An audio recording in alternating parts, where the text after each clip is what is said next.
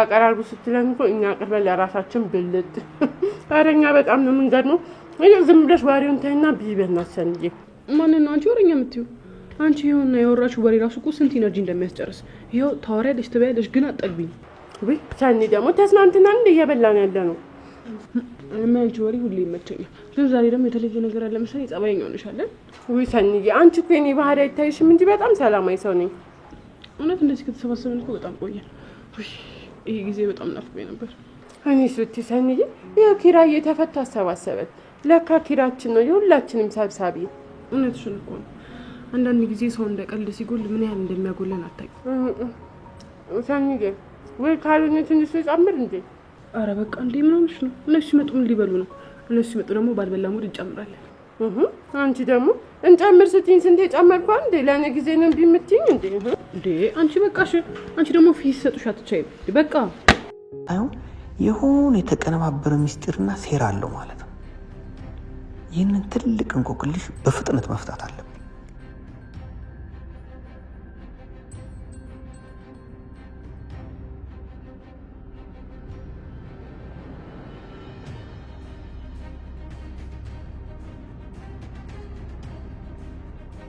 እስካሁን ድረስ የማገኘው መረጃ በሙሉ ኪራ ንጹህ እንደሆነና እውነተኛ ወንጀለኛው ደግሞ ከኔኑ ጋር እንዳለ የሚያሳዩ ናቸው።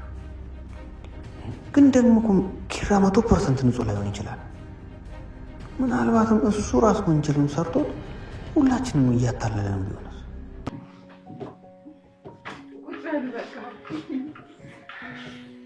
በእውነት ዛሬ በጣም ደስ ብሎኛል። ሁላችሁም ከጎኔ ስለነበራችሁ በጣም አመሰግናለሁ። በዚህ አስቸጋሪ ጊዜ ከጎኔ ማናችሁ ማረቃችሁ።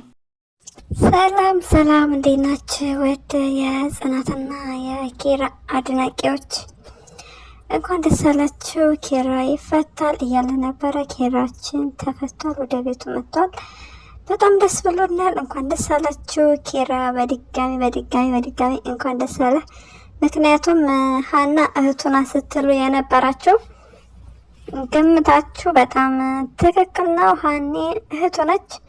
በቀጣይ ከአባባ በእውቀቱ ጋር ሲያወሩ እንግዲህ የኪራ እናቷ እንደሆነች የምታውቅና የሚያውቁ ይሆናል። ጆከርና ፍቅርና ወንድም ሆነው እንደተገኙት እነሱም አሁን ፎቶ ሲያዩ ፎቶ አይተው አያውቁም። አሁን በቀጣይ ፎቶ ስለሚያዩ እንግዲህ በስም ብቻ ሳይሆን በትውልድ ቦታ እያንዳንዱ ያለውን ነገር ስለሚነጋገሩ ከወንድሟ ጋር ትቀላቀላለች። ኪራም ሁለተኛ እህት ያገኛል። ኪራ ወንድሞች አሉት። ስፒድ ወንድሙ ሊሆን ይችላል፣ ግን በፍቅር ተገናኝተውና ተነጋግረው ዲኤንኤ ወይም ምንም አይነት እንግዲህ ማስረጃ መረጃም አላወጡ፣ አልተወያዩም። የስፒድ አመጣጥ በጣም የሚያስጠላ ነበር። የኪራ አባት እናቴን በድሏ ብሎ ለበቀል ነው የመጣው። ይህ ደግሞ በጣም ነው የሚያስጠላ። ስለዚህ ክብሮም ጥሩ ወንድም አለው። ክብሮም ወንድምነቱን እንጂ ሌላ ነገር አይፈልግም። በቀጣይ ክብሮም ከሰኒ ይሆናል ወይስ አይሆንም የሚለውን የምናይ ይሆናል። ነገር ግን ሀኒ እንኳን ደስ አለሽ ማለት እንፈልጋለን።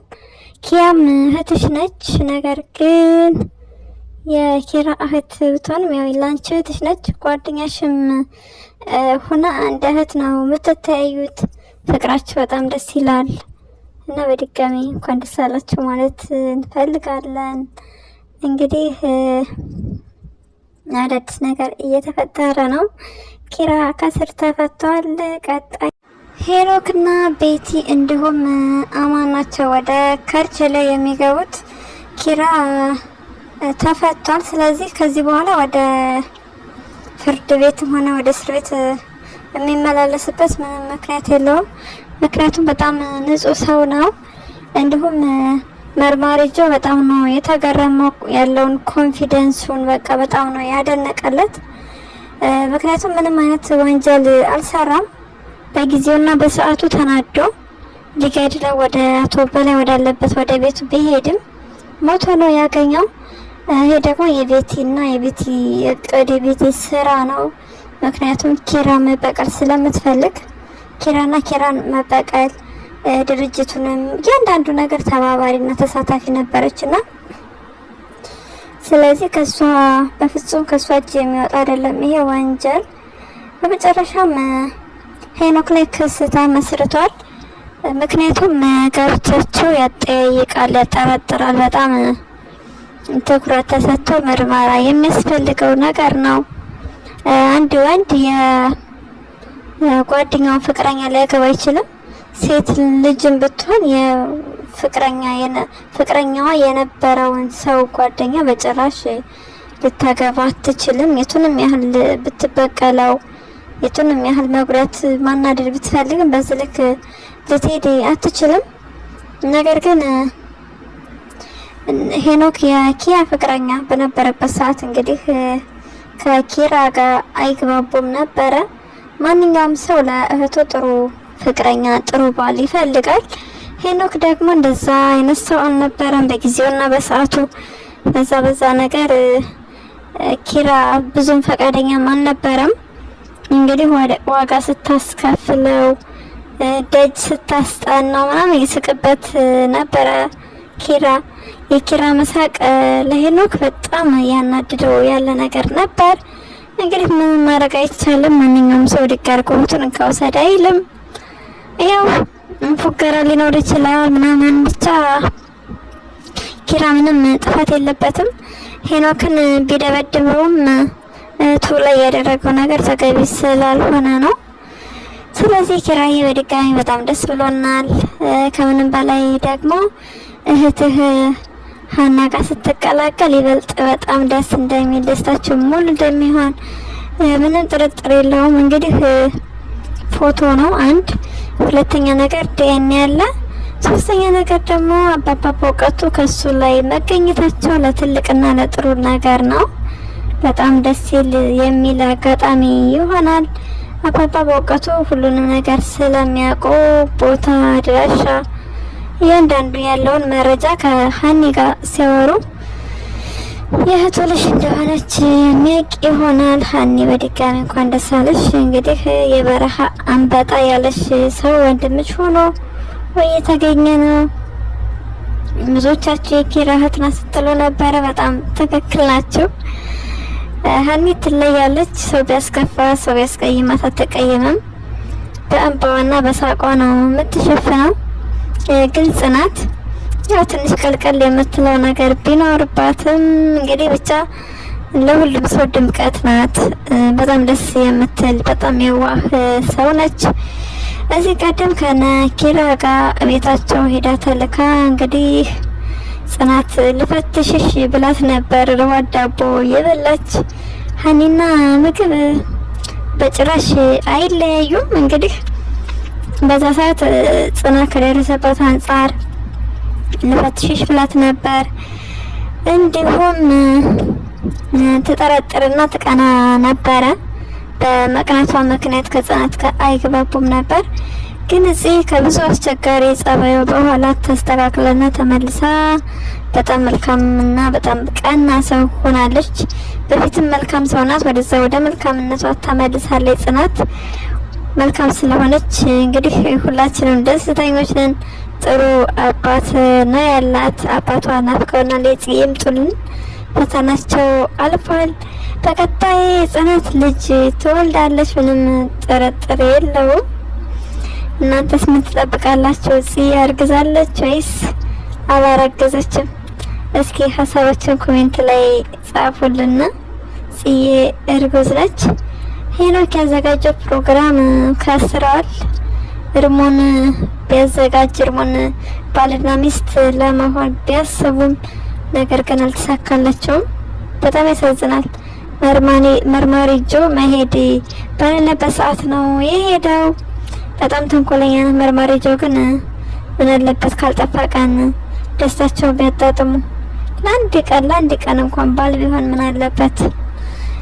የቀረበውን ወይን እንግዲህ አቶ አማን የተባለ ሰውዬ ችልስ አድርገው ጣጥቷል። አማን እያስመሰለ ነው። ምንም አይነት ጉዳት ኑሮበት አይደለም። እንዲሁም ቤቲን ለመቅረብ ምናምን እየሞከረ ነው። ቤቲ ደግሞ ያዙ ይልቀቁኝ እሪ ብላለች። አውቆ ነው እንጂ እሷን ወዷት እሷን አፍቅሯት አይደለም። ሊያፈቅራትም አይችልም። ምክንያቱም እባብነቷን ያውቃል። ምንም ልታግዘው አትችልም። ቢያገባት እንኳን ራሱ በዛ ላይ ሄኖክን እሷ ትወደዋለች። የማይወዳት እስካሁን ሄኖክ ነበረ። ጋብቻቸው የውሸት እንደሆነ ምንም እንደ ባልና እንደ ሚስት የሆኑበት ቀን እንደሌለ ነው እንግዲህ የሚያሳየው እስካሁን ባላቸው ንግግር። ከመጣላት ውጭ አንድ ቀንም ተፋቅረው አያውቁም። ስለዚህ በቀደም ምንም አይነት ስጦታ ሰጥቶኝ አያውቅም፣ ምንም አይነት ፍቅር ሰጥቶኝ አያውቅም ብላ እያጣጣለች ስታወራ ነበር ከሄኖክ ጋር። ስለዚህ በዛ ምክንያት እንግዲህ ባል መሆን ፈልጎ ባል ለመምሰል ሞክሯል ሄኖክ። ነገር ግን ለዛሬው አልተሳካልህም። ቀጣይ እስር ቤት ተገብታችሁ ባልና ሚስት ናችሁ ልትኖሩ ነው ወይስ እየተነቋቆራችሁ እዛው ትገዳደላላችሁ? ይመስለኛል እዛው ላይ ነው የምትገዳደሉት። ምክንያቱም ወንጀል ስለሰራችሁ አንቺ ነሽ እንስራ ብለሽ አንተ ነህ እንስራ ብለህ በቃ ይሄ ነው እናንተ ህይወት የሚሆነው። ምንም መልካም ነገር ስላልሰራችሁ በዚች ምድር ምንም የሚከፍላችሁና የምታገኙት መልካም ነገር አይኖርም። እንግዲህ መልካም ጋብቻ እንዲሆንላችሁ እንመኛለን። ኪዩና ጠበቃ ዮሴፍ ደግሞ እንዴት ነው? ብታድር እኮ ይሻል ነበር እንደ ሀሳብ። ጠበቃ ዮሴፍ መሄድ አልነበረብህም፣ ብታድር መልካም ነበር።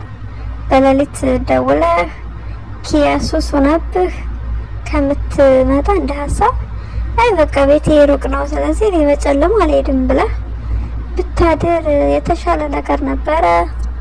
ነገር ግን ሄዳለሁ ብለህ ሄደህ ከእንቅልፏ ቀስቅሰህ፣ በዛም ላይ ደግሞ ሀናና ኤደን በጣም ተንኮለኞች ናችሁ። ይህንን ተንኮላችሁን ቀንስ አድርጎልና በጣም ቀንሶ ተንኮል ጥሩ አይደለም። ስታዩ አይናችሁን የጨፈናችሁ ለማለፍ ሞክሩ። ጥሩ አይደለም፣ አታሰነካክሏቸው። የፍቅር መቀስ አትሆኑ እናንተ ሁለት ልጆች እረፉ። ሀናና ኪያ የምትባሉ ሰዎች ያው በእርግጥ ደስ ስለሚላችሁ ነው በኪያ ሰው ማግኘት ምናምን በጣም ደስተኞች ናችሁ። ለእናንተም እንግዲህ ዋጣጣችሁን እንዲሰጣችሁ ፈጣሪ ምኞታችን ነው። ደግሞ ታገኛላችሁ። ሀኒ እንኳን አግኝታለች። ኤዱዬም ወጣ ወጣሪ ብዙ ቤት መዋል ቤት መቀመጥ አታዘውትሪ። እንግዲህ ወጣ ወጣ ስትይ የምታገኝ ይሆናል ዋጣጭሽን። ስለዚህ መልካም ነገር ሁሉ እንዲገጥማችሁ እንመኛለን። ሰኒና ኒና ደግሞ ዛሬ በቃ በተአምር ተፋቅረዋል። ተፋቅረው የማያውቁ ሁለት አይጥና ድመት ሲፋቀሩ አስቡት። የሆነ ሰዓት ተፋቀሩ። ከዛ ኒና የማታርፈው ኒና የተንኮል እንግዲህ የተንኮል እናት ነች ኒና። አስባችሁታል? ለሰኒ ቃሪያ ስትሰጣት ሰኒዬ ምን በወጣት የምትቃጠለው ታይ ግን ኒና ታይ። አሁን እኮ ብታሯሩጥሽ ለማለት ነው በቃ። እንደውም ሰኒ መንከባከብ ነው ያለብሽ። ሰኒ በጣም ጥሩ ሰው ናት። ሰውን ትወዳለች፣ ሰውን ታከብራለች። ነገር ግን ከኒና ጋር የማያግባባቸው ነገር ምን ይመስላችኋል? ኒና ፊስ ሲሰጧት አትቻልም። ሰኒም የምትላት ይሄንኑ ነው። ፊት ሲሰጡሽ አትቻይም ትላታለች።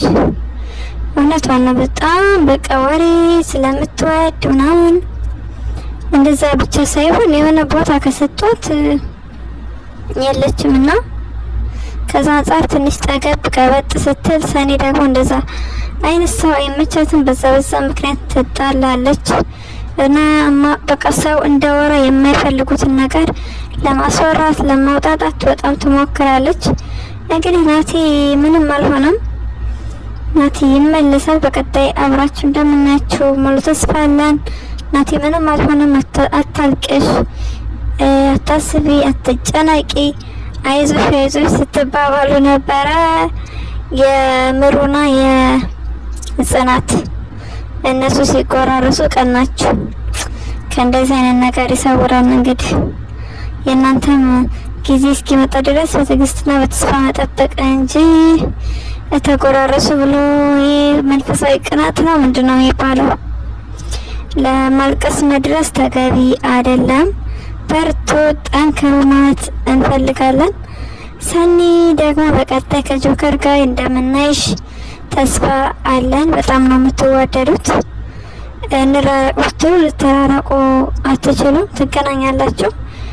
ስለዚህ ከጆከር ጋር ሰርጋቸውን በቅርብ የምንጠብቅ ይሆናል። በሌላ ቪዲዮ እስክንገናኝ ድረስ መልካም ጊዜ ይሁንላችሁ። ለዚህ ቤት ደግሞ አዲስ ከሆናችሁ ላይክ እና ሼር፣ ሰብስክራይብ በማድረግ ቤተሰብ ሁኑ። ሀሳብና አስተያየታችሁን ኮሜንት ላይ ጻፉልኝ። እናመሰግናለን።